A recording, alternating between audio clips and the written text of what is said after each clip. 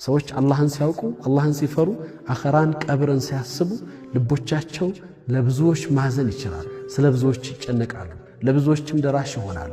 እዝነታቸው ሰፊና ትልቅ ይሆናል።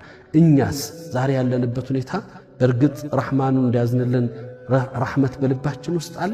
መተዛዘን ችለናል? ስለሌሎች አስበናል? ልባችን ስለሌሎች አዝኗል? ስለሚያልቁት፣ ስለሚሳደዱት፣ ስለሚፈናቀሉት፣ ቤት ንብረታቸው ስለሚፈርስባቸው፣ ብዙ ነገር ሐያታቸውን ስለሚከፍሉት ምን አሰብን? አላህን እጃችንን አንስተን ለመንን? ቢያንስ ትንሽ ነገር አለኝታ ለመሆን ቻልን? ከጎናቸው ቆሙን? ስለተቸገሩት ስለተጨነቁት ሰዎች ምን ያህሎቻችን ያንን ሐያት መኖር ቻለን? ይህንን እናስብ። እዝነት የኢማን ትልቁ መገለጫ ነውና እዝነት ሲኖረን አላህ ያዝንልናል። ልባችን ረሂም ሲሆን አላህ ረሕመቱ ውስጥ ያስገባናል።